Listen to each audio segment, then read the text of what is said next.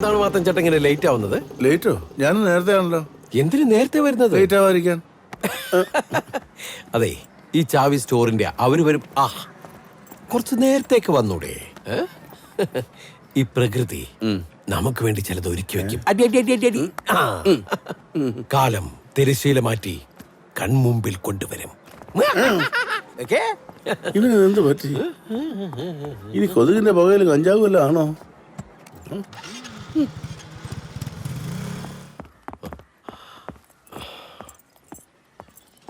എന്താണ് ബ്രോ, ഇപ്പൊ നമ്മളൊന്നും വേണ്ടേ?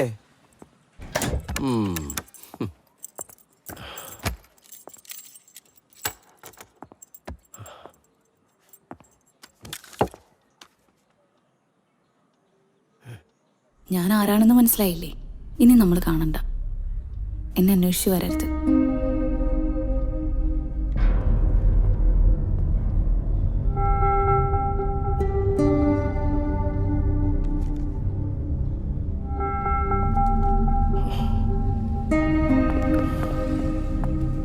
ചേട്ടാ, ഇവിടെ താമസിക്കുന്ന കുട്ടി പോയല്ലോ. പോയോ? എങ്ങോട്ടാ പോയിന്നോലും പറഞ്ഞോ? എന്തിനാ എന്നോട് പറയുന്നേ? ഞാൻ അടിച്ചു ചോദിച്ചില്ല. പിന്നെ ഡിപ്പോസിറ്റ് നിങ്ങളുടെ ഈ തന്നാ മതി എന്ന് പറഞ്ഞു.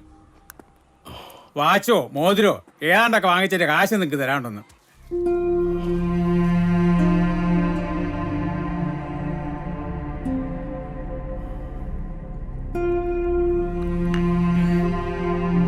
എന്നതായാലും ഒരു കാര്യം ഞാൻ പറഞ്ഞേക്കാം.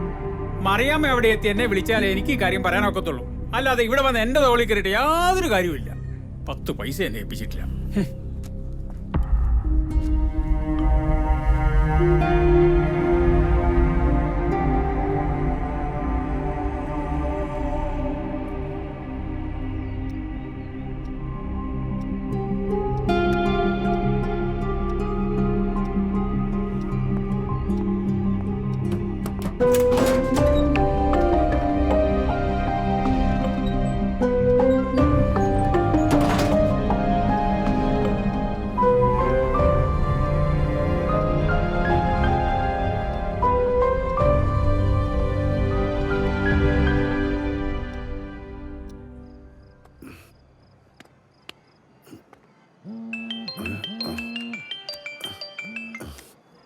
ഹലോ, നീ ആശുപത്രിയിലെത്തിയോ? ഞാൻ പെട്ടെന്ന് വരാം.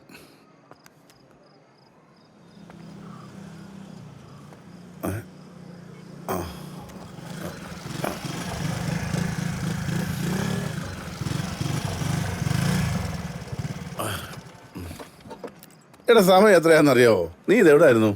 എന്താണ് ഇത്ര വൈകിയേ? അതെ, ജാൻസിമോളെ ഹോസ്പിറ്റലിൽ അഡ്മിറ്റ് ചെയ്തു. അവൾക്ക് നോവ് തുടങ്ങിയെന്ന്. മാധവച്ചേട്ട പൊക്കോ. സ്കാൻ ചെയ്തപ്പോൾ കൊച്ചു തിരിഞ്ഞു പറഞ്ഞ് കണ്ട കിടക്കുന്നത്. അതുകൊണ്ട് ചിലപ്പോൾ ഓപ്പറേഷൻ വേണ്ടി വരുമായിരിക്കും. കുറച്ച് കാശ് എൻ്റെ ഉണ്ട്. പിന്നെ അയൽക്കൂട്ടത്തിൽ നിന്ന് ഇല്ലക്കൂട്ടി കുറച്ച് കാശ് എടുക്കും. ആദ്യത്തെ പ്രസവം ഞങ്ങൾ പെൺകുട്ടികളുടെ അവകാശമാണല്ലോ. മാധവച്ചേട്ടാ, ഇത് വെച്ചോ. ഓ വേണ്ടടാ. എൻ്റെ ഫോണിൻ്റെ അവസാനത്ത് 4 അക്ക അതിൻ്റെ പിൻ നമ്പർ.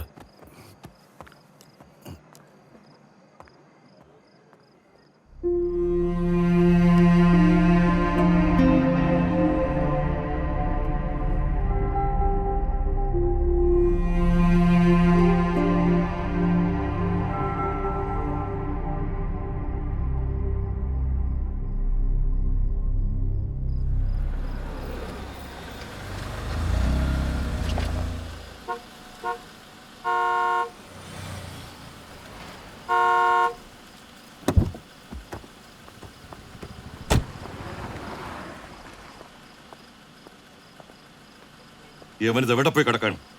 ഞാൻ വരട്ടെ.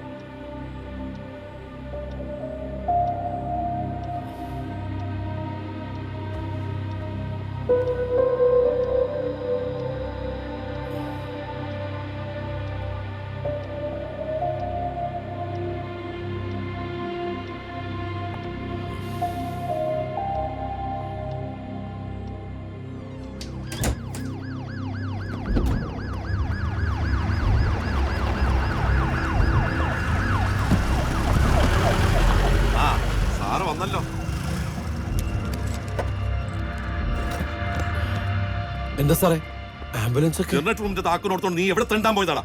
എടോ അല്ല സാർ, പിന്നെ എന്തിനാ അവനൊക്കെ ശമ്പളം കൊടുക്കുന്നത്? ഞാൻ പറയട്ടെ, അല്ല, അല്ല. നിർത്ത്.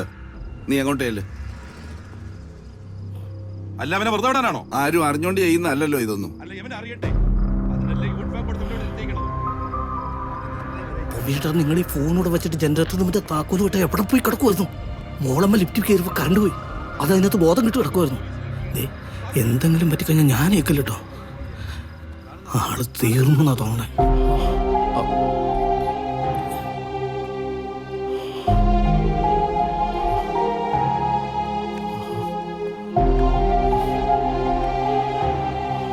നിങ്ങളൊരു കാര്യം ചെയ്യും, 2-3 പേര് ഹോസ്പിറ്റലിലേക്ക് എത്തി. വാ ചെറിയ.